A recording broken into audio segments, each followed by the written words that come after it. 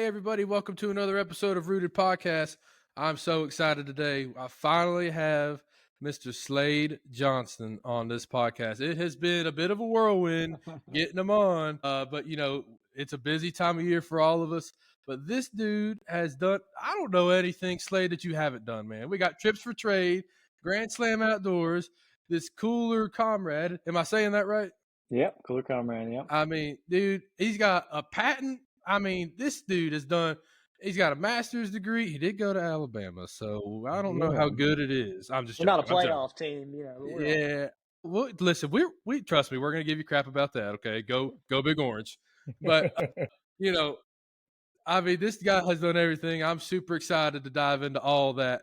But, Slade, before we get into you, buddy, okay, the world ain't about me and you all the time. Ben, you got some words for us. Let's go, buddy. All right, guys. In the spirit of holiday season and the Christmas coming up, we're going to talk about the birth of Jesus, Luke 2, chapter 2, starting at the end of verse 4. So Joseph traveled from the village of Nazareth in Galilee. He took with him Mary, to whom he was engaged, who was now expecting a child. And while they were there, the time came for her baby to be born. She gave birth to her firstborn son. She wrapped him in snuggly strips of cloth and laid him in a manger because there was no lodging available for them. So I think this is a pretty awesome story to look at because the Savior of the world was born into nothing. He was born into the least of all, and he was greater than all. And I think that is just a beautiful thing to look at going into this holiday season. As having God is better than anything this world can give you. It doesn't matter. Christ is the best option for everything, and we are greatly thankful for all the opportunities he's given us with this podcast, the show, and friendships like Slade. Me and Slade have been friends for a long time now. We've had some cool hunting adventures together, and I appreciate you and all that you've done for me in the past, and glad to have you on. Absolutely, man. I love that. I think it's awesome y'all start with that because that's we got to keep that at the center of everything we do, man. We're very much believers in that, and we're worth nothing without him. So we're all super blessed, man. That's the truth.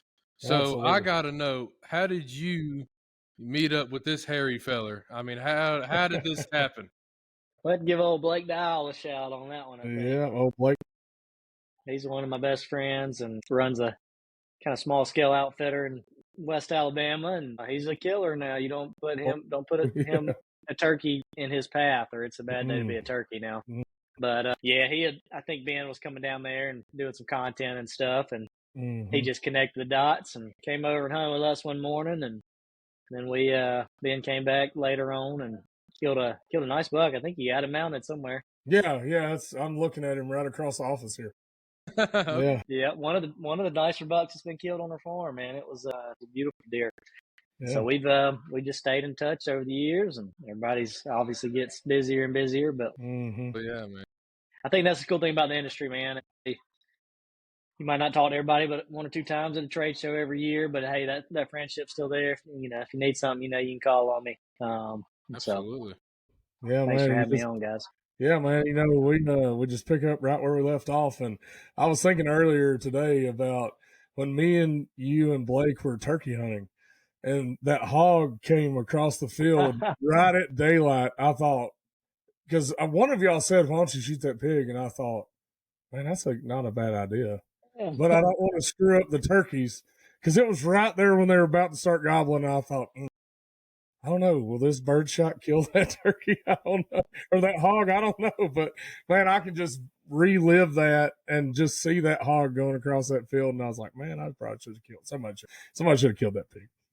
Yeah. Man, they have become worse than a problem around here. It's we got to figure some trapping out or something. With us moving back down here, hopefully we can spend a little more time working on them. But it's it's frustrating. It's a big deal down there in Alabama. Yeah, they're just overpopulated like crazy. At least we can swap some trips out. We do a lot of swaps with hogs, so we can get a little value out of them. But, yeah, right. And they eat good. I mean, the smaller ones and all, you eat them, and we donate some to some of the families around here, and they'll eat them too. So nice. There's some good out of it. It's just they're overpopulated. Yep. And it happens quickly. Hogs can populate very, very quickly, and then they take over. People don't realize that. You know how devastating a hog can be. If you get a handful of them in there and they start reproducing, it's bad news for all your farmers. Terrible news. It's bad for everybody. It's not just the farmers, it's everybody. I mean, when I live, animals and yes, absolutely, because they're nasty creatures. Nasty. a little vacuum eating all the acorns and corn and everything else. The deer are having to look twice as hard to find food, but that's right. Yeah, that's man, exactly right. all good. Oh yeah, buddy. So you kind of mentioned trading trips there. Is that kind of how this whole trips for trade thing started? One day you just traded a trip with a buddy, or is it a little more elaborate than that? Yeah, man, I'll go into the backstory on it. We've done a bunch of podcasts in the past on this, kind of telling the story. So it's if you heard it before, bear with me. But it's a super intimate story. I grew up on the farm here, and my grandfather was an avid outdoorsman and conservationist and big turkey hunter. And I guess he was one of probably the first few that kind of got into turkey hunting in Alabama. You know, he's one of the local legends, the OGs.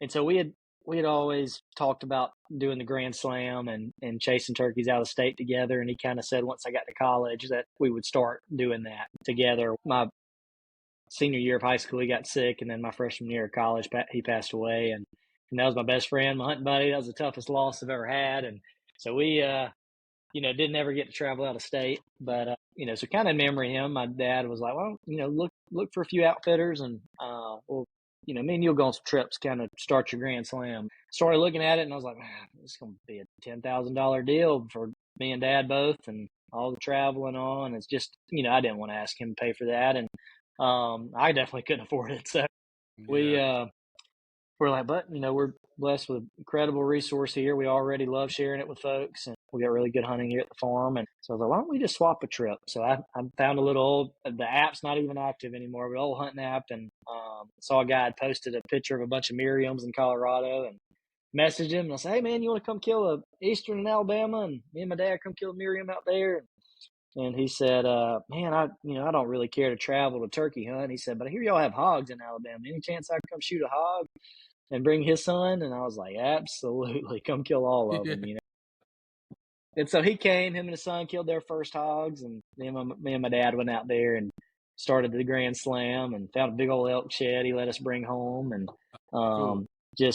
it turned into, he's one of my best friends now. He's a bit older than me, but still one of my best friends. And we stay in touch, and we hunt together every year. And unfortunately, it's, I get out there, I'm a little more flexible than him. I get out there more than he gets down here, but I've got to go on some really cool trips, mule deer hunts. I've killed an elk out there with my bow, and he still comes when he can, and hog and maybe deer, duck hunt here with us, and just hang out, and bring his kids, and kind of get away and experience a little southern hospitality down this way. Yeah, no doubt. So yeah, to just kind of wrap it up, man, that was the initial idea and how it started. I was going through business school at Alabama at the time, and we, kind of thought we were onto something here and saw there was a need, and there was really only forums out there to do this, which didn't have any credibility. And we're like, we could build something that has a little more credibility than just a forum where everybody's username is Buck Slayer or something, and it's like, let's add some descriptions and photos and a little accountability and some barriers to entry there. And so we started Trips for Trade, and we pitched it in a school competition, and we ended up winning a good bit of money with that. And they gave us office space, and the university invested in us, and we raised more money and kind of went off to the races there. So, wow. So now we've got Trips for Trade.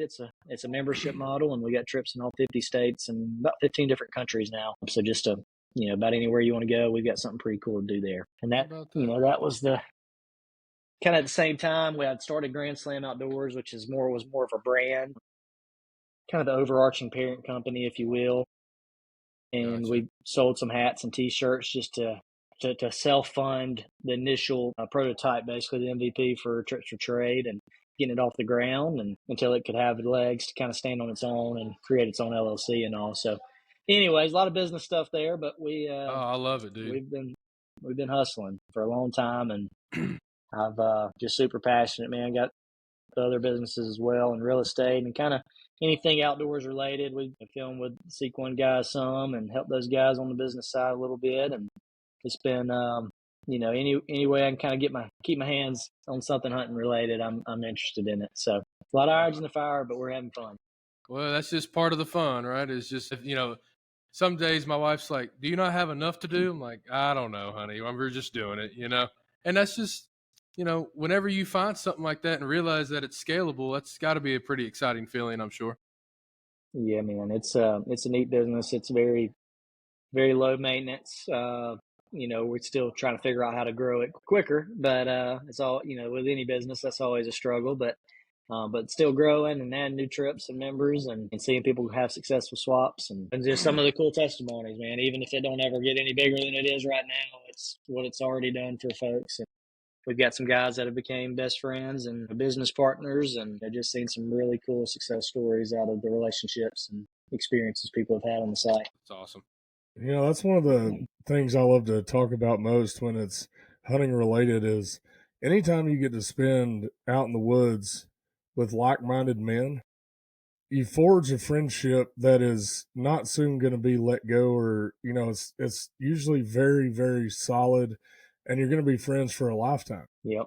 Well, that's what's cool about this is even people are matching on their similar interests, and that's something they want to do. And it's obviously, if somebody else already has it, it's something they enjoy doing. So obviously you'll have some personalities that don't always just mesh just perfectly, and that might be a one and done swap, but majority of our guys are, creating friendships and probably do year after year trades with each other. Yeah, and I think that's great. I think that's a wonderful platform. I think that is Trips for Trade, guys. If you want to trade for a hunt, or y'all even do more than hunts on Trips for Trade, am I right? Yeah, so when we kind of back to the business side, when we were trying to think how can we be different, there really wasn't anything out there that combined multiple different categories. And man, really I built it for me. I built it for my passions, and we're passionate about any kind of outdoor adventures, whether that's fishing, hunting, snowboarding or whatever. Don't get to do that often, but I enjoy doing it, and going to sports games and stuff. And so I'd swapped Alabama football tickets for offshore fishing trips, and, just a way to kind of leverage whatever asset you had to go on a really cool trip. So we combine those multiple different categories. It's actually where the number 4 in the logo comes from, is outdoors, adventure, vacation, and sports are kind of our categories. And there's a lot of overlap. Our core customer is an outdoorsman, somebody that likes to hunt and fish, but they might not have any property or anything. They might have property they can trade, but maybe they have a beach condo or lake house they can trade, or season tickets to, their company gives them to a sports game or something, that they can leverage. So nice. That's kind of how we focus on who we try to get on the platform. That's outstanding. I think that's great. I think it's great. I think that is awesome. But I have to ask, what is your favorite hunting story from this year? I want to hear about this year. Is it ducks? Have you duck hunted any? Is it deer? What's your favorite go-to right now? Man, we have been busting our tail in Illinois this year. We're hunting public land. I've done 77 sits in Illinois this year. Had some really cool hunts, had some close calls. We're bad about this last several years, especially getting involved with Sequin guys. Bad about targeting one deer. And so that's hard to do on public land and be successful. So I've passed some nice deer. I've passed some probably 140-inch deer, maybe even 150 on public already. It's like, not that I wouldn't be happy to shoot those deer on public, but it's like when I'm locked in on this one deer, I just want to see it all the way through. And but there are two bucks that I'm after up there, and they're just playing the chess match better than I am. We've had some really fun hunts, but I haven't got it done. Macy's been hunting with me too. She's got a couple deer that she's after as well. And so we'll get up there and she'll go one way, I'll go the other. And, we're just kind of hoping one of us can get it done, and we'll call it a team success. But yeah, man, I had just, specific story where I'm hunting this one deer. It's on like a cut cornfield. I took a decoy with me. First year I've ever used a decoy. And so I was kind of hesitant to do it. I was worried it might spook everything if the timing's not right. And I put it out.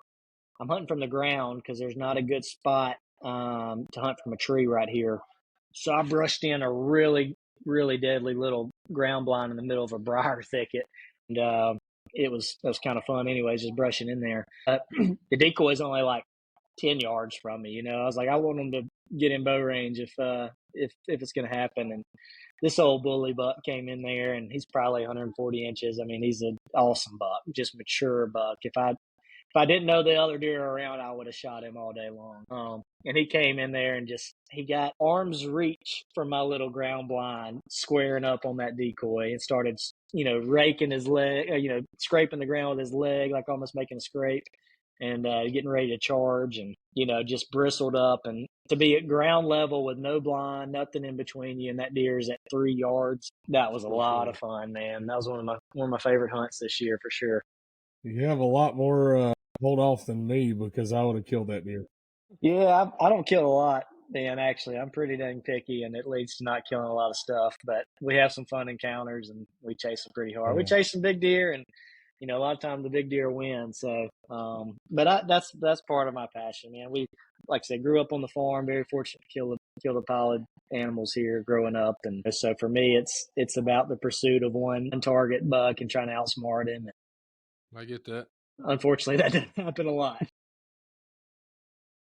That's exactly right. Yeah, that's true. That is true. So I love what you said there about Macy, and you kind of, a team effort. You guys are really fixing to be a team for real now, right? Yeah, man. We got engaged in October, getting married in May.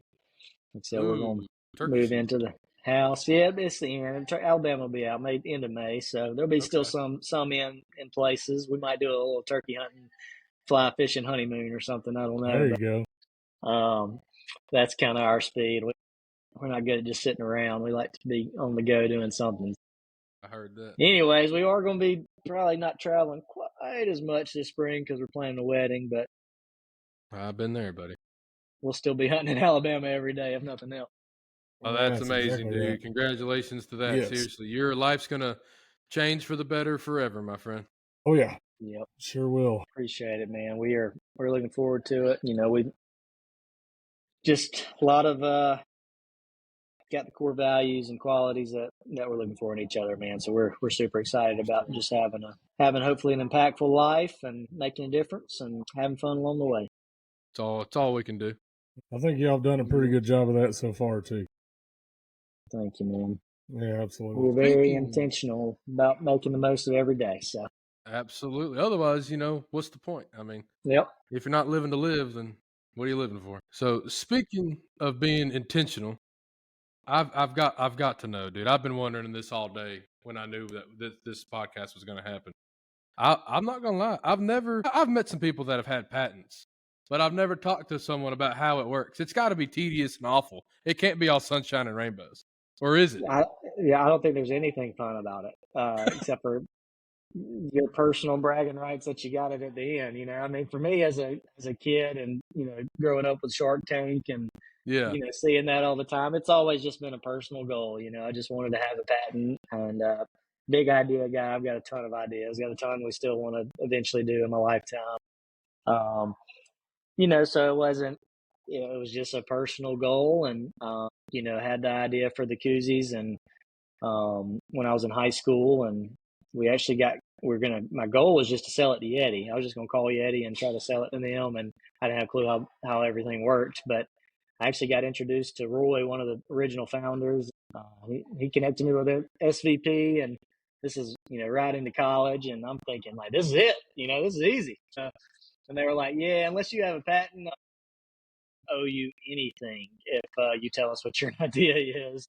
Like, there's no promises here, where they actually wanted me to sign a disclosure agreement saying they could use it however they wanted to without owing me anything. And so I was like, so this is how the big dogs play. Yeah. Let me take a step back and revisit this. So we ended up applying for the patent and taking it to market ourselves, and that was in 2018.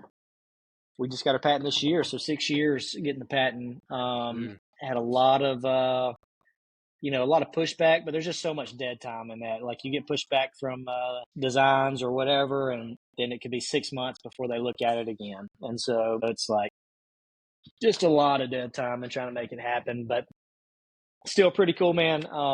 We had a patent attorney that was kind of about on the edge of retirement. He's retired now. He just liked giving back to kind of the small guys and helping them out, making it affordable for them. And he kind of just had fun, a little passion for him. And so thankfully found him, and he made it cheap. I actually drafted the original patent document myself using some examples he had sent me. And so that saved me a couple grand in attorney fees. And then he went in there and made wherever he saw errors, he kind of fixed them and kind of tidied it up a little bit. So yeah, it was a cool experience, man. I don't ever want to do it again myself, but it was cool to do it once, and we'll hopefully be able to afford to pay somebody to do it the next time. But, Yeah, no doubt. But yeah, man, it's. So I mean, what is it other than a koozie? I mean, I get it's a koozie, fits on the, the cooler. Is that pretty much the extent of it? Yeah, we just got the slit in the bottom of the koozie, and it goes, it goes on the latches of the Yetis or any other cooler models that have those little T-grips on the front. Like I said, super simple, does everything the normal koozie does. It's a high-quality neoprene. We can do magnetic ones. We can do the slims, the bottles. We can offer anything. We've got licensing with Mossy Oak and Realtree, so we can offer anything any other company can. And we just, that's our focus, is like we're the koozie guys in that business, and really target the outdoor industry. We do most of the outdoor industry koozies, and trying to just keep growing that. It kind of runs itself a little bit. We've got Olivia runs that business for me, and she does a great job, and just kind of keeping people when they need reorders, keep them ordering, and getting introduced to new people to order more, and make sure they got what they need for trade shows, and let it keep growing. Absolutely. No, that's awesome, man. I think that's pretty awesome about the patent. And I have to say, those koozies are probably my favorite on the market. And I'm not just saying that because you're my buddy, but I like that ability to just clip it on your cooler there and just rock on and you're good. Now I don't know about going down the road at 70 miles an hour. I'm sure it would hold on, but they do actually. We did some testing on that. It'll hold pretty good. Now, if you let it sit out there for 6 months, it's a $2, $3 koozie. You let it sit out there for 2-3 months, it's going to start stretching and not being as good a material, or not holding up as long. But yeah, initially it'll ride in the boat, it'll ride in the back of the truck, and it'll handle the wind. And we measured the dimensions of the slit very intentionally to try to make sure it wouldn't just fly off there, but you could easily pull it off if you wanted to. So that's just a little added feature, versus in the drawer at the house when you get ready and you don't have it, you want it. It's right there by your cold beverages of choice. That's right. There you go. That's exactly. I think that's super cool. Getting a patent. That's just neat. Because I don't know if you know this. I too went to business school, not at some big fancy University of Alabama, but I did go to business school. One of the football schools, probably, huh? One of the better football teams. No, Lord, no, God, no. I went to Middle Tennessee State. That's where I went. Good old MTSU. No, but speaking of football, we can dive into this. I mean, obviously, if people can't tell, you're a big old Roll Tide fan. You guys. Hey, listen, you had to run Saban. Everybody knows the story. Everybody gets it. Y'all were great. Yep. You beat the crap out of everybody. You fell off. Now the tide has turned, my friend. I mean, so I've been waiting to ask you, how mad are you that the 3-loss Crimson Tide didn't make it in, didn't squeeze in the 12 team? It's tough, man. We thought we're just used to, even if it doesn't make sense on paper, we just figure out a way to get in there. I think that's the Saban effect. But the times have changed a little bit now, so I don't know. It's been fun too. Macy and I joke she's a big Georgia fan, but also kind of always been a Saban fan at the same time. And so I've converted her as a hybrid, and I guess she's kind of converted me as a little bit of a Georgia fan if Alabama's not in the running. So yeah, there you go. Like this year. So now I can cheer for her team a little bit, even though sometimes you get death threats doing that, but it's all right. Hey, listen. People just have to get over it. And listen. As a Tennessee fan, I'm 26 years old. Last 26 years, Slade, they haven't been too good, brother.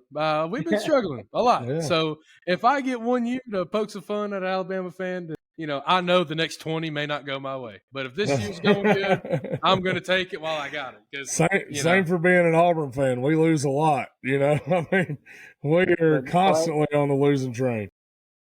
but somehow find a way to play your best against Alabama most years. I know it all the time. I mean, dude. what's that? Where's that the rest of the season? Why can't we give an Alabama effort to everybody else? I don't get it. Blows my mind Alabama every goes year. into Jordan Hare, and we're all about to have panic heart attacks or something. It's like it don't matter how good the team is. Auburn's showing up. Yeah, they are no every time. doubt.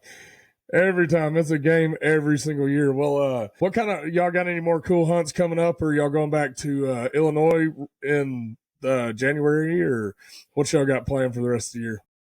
Yeah, we're kind of a little crazy the next couple of weeks with this moving stuff and holidays. I'm after a big deer in Tennessee. I actually had him in just out of bow range last week. And it's I got this season goes out early January, so I don't even know if I'll be able to get back. I'm kind of watching the camera on edge to see if he shows back up. Might have to buzz up there for a day or two, but yeah, besides that, really probably just back to Illinois for late season. Try to catch these deer. Figure out if I can find a pattern on them coming to food, any kind of late season food source. I'll try to seal the deal there. And got a nice setup in Ohio. Deer I'm watching up there. Really my next year deer. Hopefully, if he makes it, it's a heck of a deer. Right now, it'd already be the biggest deer I've ever killed. But I'm kind of just watching him, keeping tabs on him, and hoping another one will roll in. I can go hunt up there. But in the meantime, I'm just trying to see if that deer will live to next year because he could be something special. But so that's about it, man. We'll do a little hunting here around the farm in Alabama. But once you start chasing these Midwest deer, you lose a little bit of the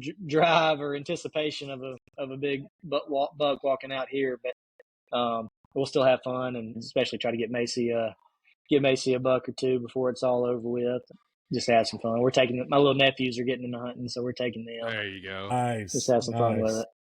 Man, that's awesome. Well, if you do end up driving up to Tennessee, don't tell anybody where you're going, but I'm in Franklin now, so I'm just south of Nashville by about 20, 30 minutes. So yeah, I'd love to see you grab some lunch. Yeah, man. Yeah, I've been up here for about 5 years now. So we got a big farm here and do a pile of hunting up here too. So, man, whenever you're in this area, I'd love to see you. I'd love to take you to lunch or breakfast or whatever. Heck yeah, man. Yeah, we'll have to connect. We passed through there a good bit. So I would say that Ben is the only guy from Boaz, Alabama to move out of Boaz, Alabama. Especially to Franklin. You changing things up on your hometown. You talk about 180, dude. Holy cow. I'm just joking. I love Boaz. I've been there. I love the people there. I live in Crossville, Tennessee. Where's that? Yeah, that's exactly. Where is that's my point. There's a big deer not far from you up there. Oh yeah. There's a bunch of big deer here in Franklin. There's plenty big deer in this state that people don't really know about. We got quite a few acres tied up for those old whitetail and turkeys. Yeah, man, it's a special. I would say of all the traveling we do, Middle Tennessee is one of my favorite places to hunt. Man, it's for turkey and deer. It's just game rich and beautiful country, and so we do spend a lot of time up there. And I just got my real estate license for Tennessee too, so we're helping some guys look for some land up there, and so we'll be spending a good bit more time up there with working some deals. And how'd you get into real estate, man? Honestly, we were raising money for Trips for Trade, and one of the local brokers here that I work for, or have my license with right now, Walter Tutt. I was pitching him to invest in Trips for Trade, and he's like, man, he started learning about it. He's like, dude, you're working with a lot of landowners. You're real well connected with hunters and outdoorsmen. He's like, you'd have the recipe for success in the land business. So he kind of started recruiting me a little bit, and I was planning to just get my license and refer everything out and kind of make a little extra money on the side because I really don't pay myself anything from the businesses, and so that was going to kind of pay the bills hopefully. But man, it's turned into a lot of fun. It really fits very naturally into everything we got going on, and a lot of crossovers with our relationships, and it's been super blessed, man. It's changed things financially for us, which has been just an awesome blessing and allowed us to bless others, and trying to keep it rolling. So right now in Alabama, but I'll just finished up Tennessee license, so I got to get all that stuff kind of finalized, and we'll get a Mississippi license probably next and keep rolling with it. Nice. Outstanding. Well, we got a big lodge here y'all need to come check out, hang out, maybe try to kill a turkey, something like that, and got a fine spot up here for it. Sure do. We kill a pile of them. We got a Say pile. turkey, and it's I might be there. Well, I may drop a little secret. Hopefully, at the end of deer season, we're going to start banding turkeys on our farm with the TWRA. Well, that'd be cool. Yeah, we want to track them and see how far they go during turkey season. So, and we got a pile of them. I mean, a bunch of them. It's ridiculous. Maybe with a live tracker on it, you'll be able to kill one. You know? That's the truth. Especially if I was hunting in Alabama. Good night. I'll tell you, man, I hunted so hard in Alabama last year. I hunted for like 10 days straight, and I did not kill a turkey. And it made me so angry. I came back here, and we killed 4 in 2 mornings. It's a different world when you cross that state line, man. It absolutely is, man. It is a crazy world up here, man, for those turkeys. I mean, they're responsive. They actually gobble well, and you get down to Alabama, and they're just lockjaw. Yep. They just the flocks y'all have, man, the numbers just seem to be really just way different. Seem to be really good from my perspective, but it's unreal. Well, that's one thing that we've implemented on our farms here is a lot of trapping. You know, trying to get the nest predators to a manageable level because, truth be known, you're never going to catch all of them. You never will. But you can at least manage it to where these birds have the opportunity to thrive the best they possibly can. And, you know, we put a lot of effort into planning the food plots, strategically placing these plots in different areas. And I've even got a logger coming in after deer season to open up about 90 acres of food plots on one particular farm and bedding area as well. So it's going to be laid out for success. We had the best whitetail season we've had in history on this farm. As far as deer numbers go, you know, turkeys have been unbelievable success on those. Every year we've had 100% success rate, knock on wood. I know that's gonna change at some point, but for right now, I'm like, hey, let's go. It's running. We're running it. So hopefully we keep that train going.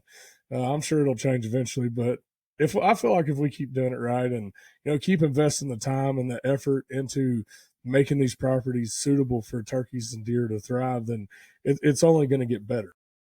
Yep. No doubt, man. That management is key, and that's awesome. Y'all have that in place. Mm-hmm. Are turkeys your favorite thing to hunt? You think? It is, man. I think I kind of describe it as my addiction's strong into turkey and bow hunting, but it's hard to top a successful bow hunt. You know, killing a big whitetail or elk or muley with your bow is kind of the pinnacle. But far as hunting, man, it doesn't beat just the chase of chasing gobbling turkeys. Constant strategy, and obviously you have a lot more success with them typically than you do with deer. It's definitely the actual hunt itself is my favorite. Well, and of course, the cool part is a lot of people don't really pick out a turkey that you've watched on camera all year long, you know? You just get like, does it have a beard? Cool. Done. Yeah, we're complete opposite there. We are not picky there. Exactly. We'll take what we can get in that department. Yeah, buddy, no doubt. Absolutely. And, you know, that's a good thing about pigs, too. It's not like, man, I'm going to wait on a 190-inch pig to walk out. So, sir, there's a pig. Yep. Boom! Immediate. No thoughts about it. Yeah. It's awesome. Once in a while, you need that in life, you know? Yeah, you do, man. Absolutely. Well, if you have a hankering, let me know. Come up here and we'll do a turkey hunt together and, you know, we'll film it. You can be on as a guest on our show, what we do. And for the turkeys, you know, I don't want to interfere with the deer stuff of what you got going on with those guys, but sounds like you're busy enough there. Yeah, but you know, man, you're always welcome with us anytime. You've been great to me over the years, and would love to hunt with you again. Appreciate that, brother. Yeah, we'll have to try to connect this spring, maybe. Yeah, sounds good to me.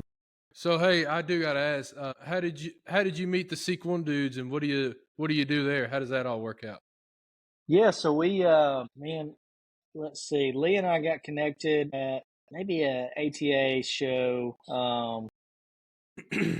right after he killed one of the big deer, and they were up there just trying to get it off the ground, you know, trying to find the first couple sponsors. And I was just getting Trips for Trade off the ground, and actually I was trying to hire him. You know, I was looking for somebody to bring on to Trips for Trade, you know, and I was just talking to it. We just kind of surface level connected there. And then we got connected again through buddy BJ Davis when Lee came to Birmingham to hunt with him. And BJ and I were doing some stuff together. And it was just kind of funny. We were sitting there just sitting around the counter talking. And I was like, I asked him, was he dating anybody? And he's like, no. And he's like, wow, you know somebody? And I'm like, well, I do have a friend that's single. I was like, but you don't stand a chance. I said, she is, she can kind of have to pick whatever guy she wants. She's awesome and beautiful girl. And I was like, so yeah, no chance. And he kind of showed him who she was. And he was like, all right. And then afterwards he called me and he's like, I want to meet her. And I said, man, I'll make an introduction, but good luck. Sure enough, we ended up connecting them and they hung out and he played his cards right and got her attention.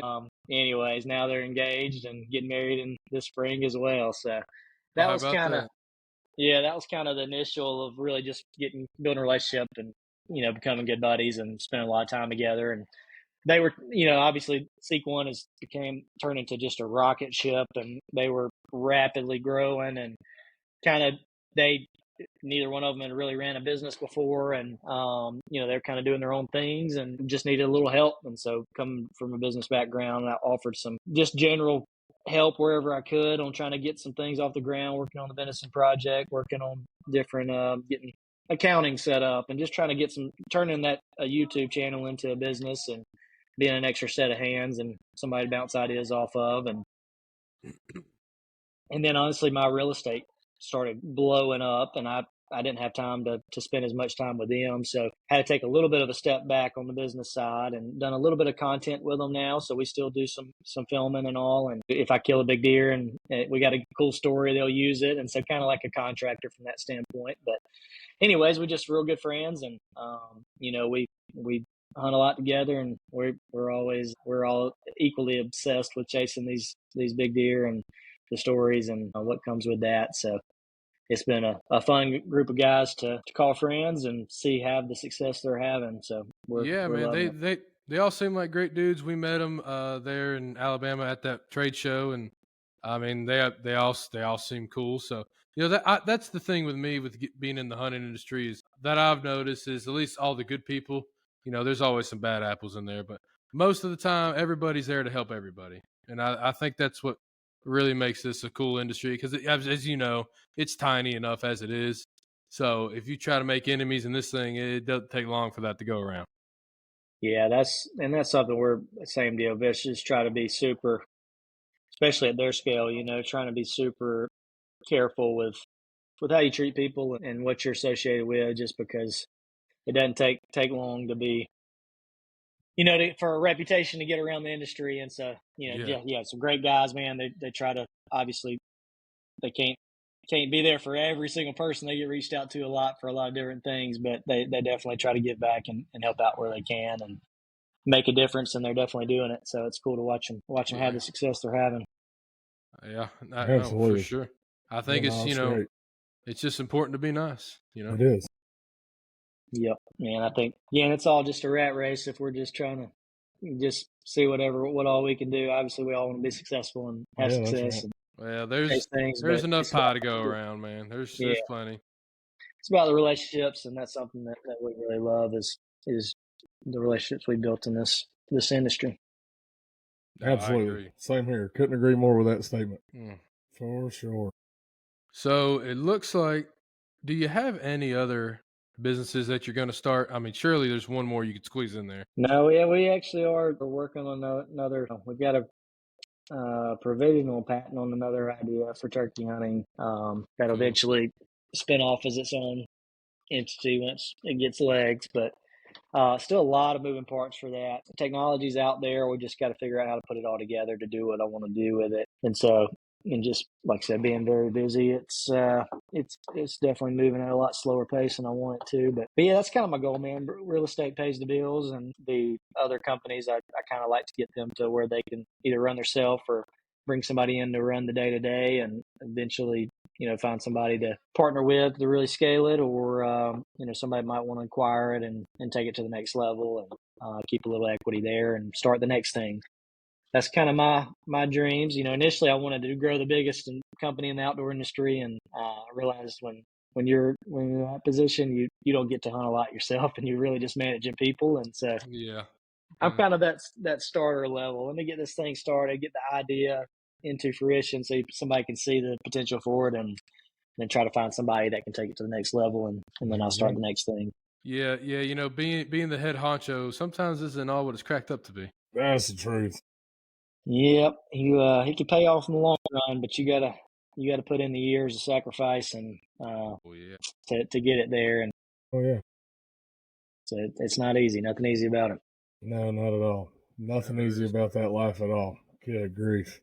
You ain't lying. So what, the thing I got to know, you kind of mentioned bow hunting there. When did you kind of make that switch? I've been talking to a few people about this whenever they finally put down the rifle per se. I mean, when did you become kind of, man, I'm gonna try to only hunt with a bow. When did that become a thing? Yeah, it had to be probably in college. I had never really bow hunted in high school, and then my brother-in-law kind of saw him bow hunting. I thought that was cool, and kind of got into it. And then in college, got connected with some buddies that really avidly bow hunted, and just fell in love with it. Nice. And then it just got to, after having some success. I didn't kill my first buck with a bow. I don't know if I killed my first doe with a bow until college, and so, I think once finally started having success, I just got addicted to the chase there, and I could care less if I ever shoot another deer with a rifle. It's it just personal preference, man. I just love that feeling of success with a bow, and it's always something you're learning and trying to get better at and training at. What are you shooting? So I'm shooting a Matthews Phase 4 right now. Nice. Sequel did a deal with them, and so we're repping the Matthews right now. But yeah, I shot Hoyts in the past, and really love those guys over there and their bows too. And there's a lot of great bows out there. And so that's what we're working with right now. There you but go. It's it's addicting, man. I think it's, like I said, you have a lot less success, but when you do have success, it's just a pretty special. Yeah, ultimate feeling. Oh yeah, Ben got his biggest deer with the bow this year in Arkansas. Swamp buck this year with my bow. Yeah, that's a little sleeper state out there in the swamp. It is. Little sleeper state there. Got him in velvet. Heck yeah, man. Oh yeah, yeah. He was. I've heard of some. Go ahead. No, I was just saying, I've heard of some guys that kind of capitalize, on the public land, capitalize on the duck hunters to get some deer moving in their direction and kill some big swamp deer. Hey, there are some swamp giants over there. There are. They're hard to hunt, but good night when the stars align. It is unbelievable. Unbelievable. Yeah. I should have him back by next September. I am ready. I bet. I can't wait, man. It was picture perfect. And actually, the day before, I had passed on a deer that ended up scoring more than him. But I was at a buddy's place, and I was like, well, I'm not going to shoot this deer until I get a green light. And he was the age, he was 6 years old, every bit of 5, if not older, and had everything. I thought, well, I know that he's an old enough deer, but I'm going to wait and just see. And he was like, dude, why don't you kill that deer? I was like, oh gosh. No. So the last afternoon before I was coming back to Tennessee, he was like, you want to go again? I said, yes, I do. And man, I was sitting there and I saw some movement in the brush. And the crazy thing is the doe had already blown, and I don't know what she was blowing at because the wind was right in my face and she was in front of me and she was looking the other way. So I was like, man, this ain't no good. And lo and behold, here they come. I see some movement in the dense brush. A younger buck comes out, and I was like, oh, cool, man. This is awesome. Got some action. And then I look up, and I was like, what's happening, big dog? He come out of there just bowed up. I was like, yeah, there you are. I've seen that man. Dude, it was exhilarating. I got the green light on him, and I let him have it. It was awesome.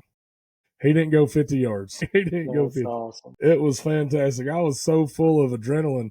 I drug that deer out by myself and threw him in the bed of the truck by myself. Well, let's don't argue. You big old boy now. Yeah, I mean, come on. That's what I'm saying. Like, all right, dude. Jesus, man. Well, I was jacked. Yeah. I mean, it's like everyone else is 6'5", built like a brick house. Sorry. Gosh. You know, man, the thing is I was so excited because that was my first Arkansas buck, my first buck in velvet, and the biggest buck I've ever taken with my bow. So I was just ramping on all cylinders. And You my get buddy's like, I'll fired be up, there in a Slade? minute. 'Cause Dude, Ben gets and fired up. I do. I pull a muscle on my back every time. Every time. I do. Every That's single great, time. man. Yeah. I love that. Yeah, man, I do. Well, I sure what about do. you, John? Any luck yet this You season? know, not so. The only cool thing that I have going for me, no big He bucks, could nothing have. like that this He year. should have killed a deer. I should have. Listen, this is what happened. Okay, this is my story, and I'm sticking to it. Okay, what had happened was I was sitting in this shooting house over this food plot. It was open weekend, a muzzle loader, and that time of year in Tennessee, I've killed a lot of deer with a muzzle loader. It's just a special time of the year. And so anyway, I'm watching this field. A few does come out, and then this young, real young buck comes out, and I'm like, okay, this, and it was pretty early. It was like only like 3:00. We still had a few hours to go. I'm thinking, all right, this is gonna be something. And dude, funny enough, the camera caught it before I even got my eyes on it. I was watching this other deer, and this big old 7-pointer come out. Deer, dude, sagging belly. And it's cool, right between his shoulder blades is like a white patch. So, we call them patch. And, dude, I see this deer, and I'm like, again, I'm not at my place. Listen, if that deer was in Crossville, Tennessee, every redneck I know would be shooting that thing from any way we could. But I'm like, all right, I'm at a buddy's farm. I'm like, I have to make sure that this deer is, good to go. So I'm looking through the binos and looking and deciding, and it's just hanging out. It's chasing a little, nothing crazy. And finally, I'm like, all right, John, just shoot the deer and live with what happens after it. And dude, I just pull up and I click, the hammer back, and the does kind of trot away, and that buck just went after them does. And then I was like, oh my goodness, dude, this is terrible. So, I thought it's over. This is it. I just missed that opportunity. Well, in this nice food plot to the left of me is like a hillside, and it's all tall grass, like, stupid tall. And I'm like, I'm gonna try to call that deer back. So I snort, wheeze, and I grunt, and I'm just making a ruckus. And sure enough, dude, he freaking comes back, and I'm like, no way, this is so cool. Well, I should have done what you did and bring a decoy, and I didn't. And yeah, dude, he stayed in that tall grass. I could just like see his neck, like head, horns.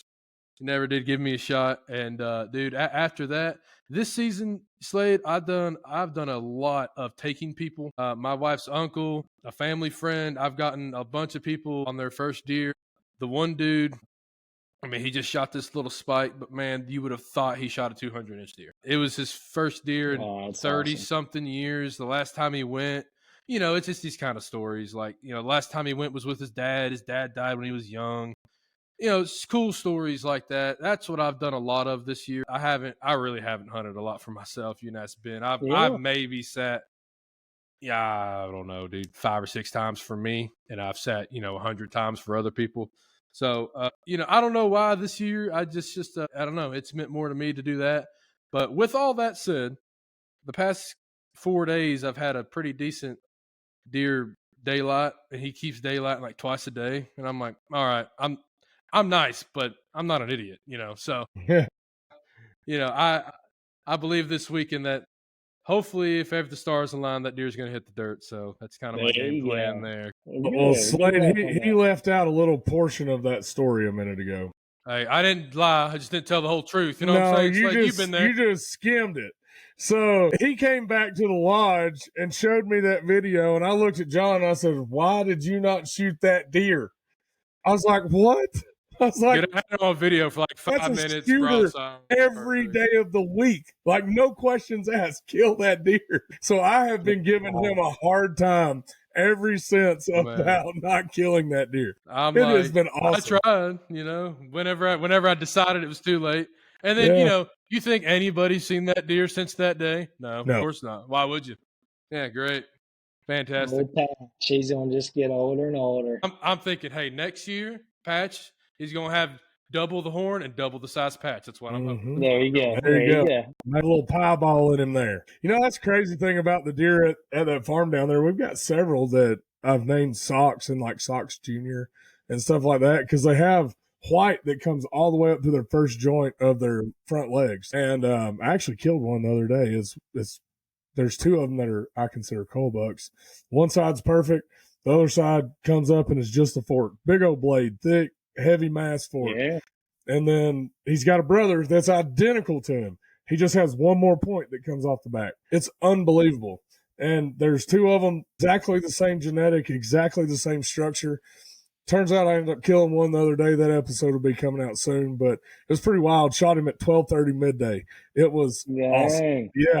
We were just sitting out there filming a commercial in the shooting house. I look over and I was like, daggum, there's deer.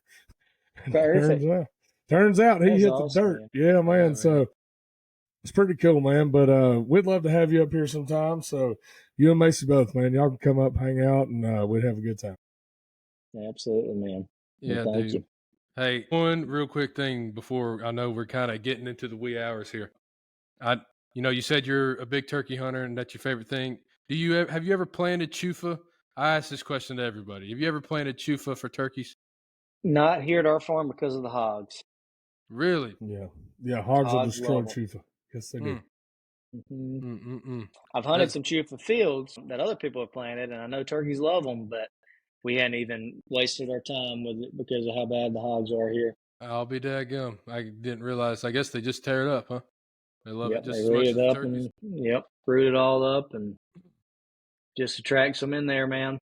Wow. And especially with that kind of prime time, there's we typically don't, unless we're summer planting and all. We really don't have a lot else for them to eat on right there, so they pile in on chufas from what I hear.